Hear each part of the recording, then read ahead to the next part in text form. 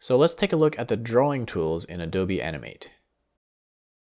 We start really simple with the shape tools. There's several different shape tools. Let's just do a simple rectangle.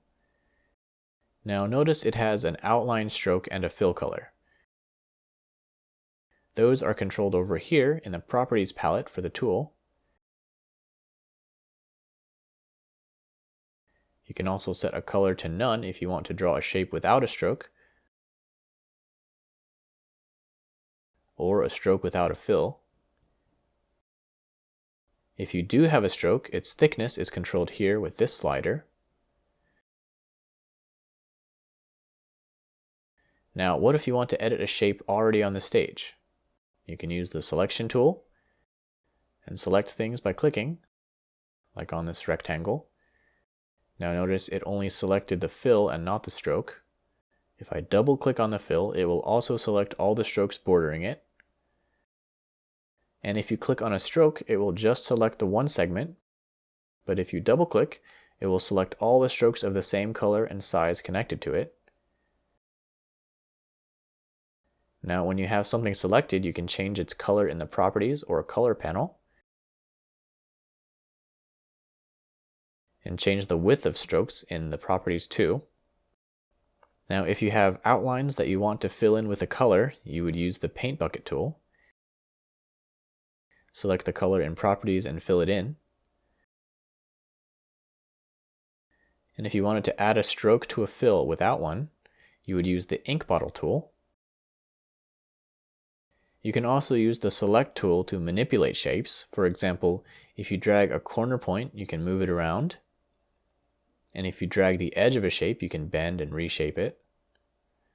And if you hold Control or Command, you can add a corner point.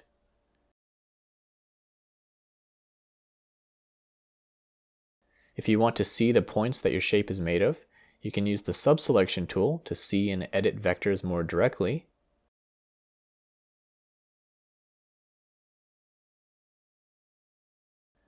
I'm going to select everything with the Selection tool and delete to get rid of it. And now let's look at the three different tools for hand drawing.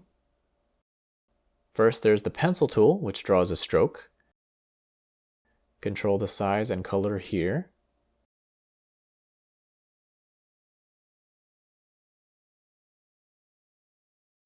Then there's the Brush tool, which draws a fill.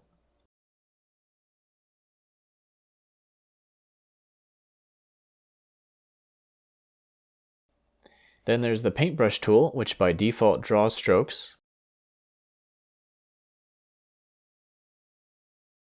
But you can use a lot more different brush styles from the brush library.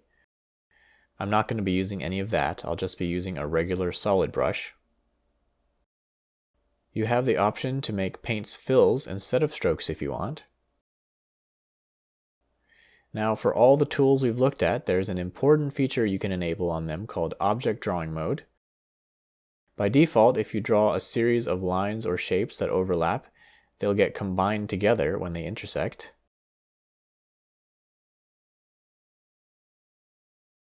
But if Object Drawing Mode is on, each stroke or shape you draw will be its own drawing object that can be moved independently.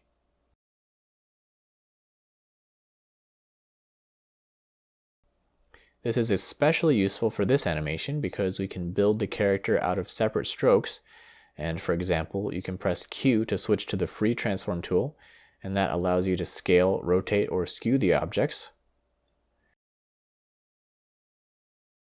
If you need to change properties of a drawing object like color or stroke size, you can still do that.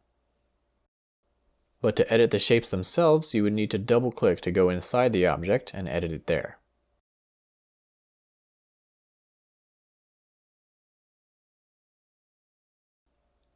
Or if you don't need it to be a drawing object anymore, you could right-click and break apart, or use Control or Command B. That will turn the drawing object into its regular raw vectors. The last thing to know is if you have several objects selected, you can hit Control or Command G to make them a group. Then they can be selected, moved, and scaled as one. And just like drawing objects, you can double-click to go inside the group, or break it apart to get back the individual elements. If you need to change which objects are in front or in back of each other, right-click and under Arrange, there's a list of commands and keyboard shortcuts to move objects forward or back. And that's it for the drawing tools. In the next video, we're going to come down here and look at the basics of the timeline.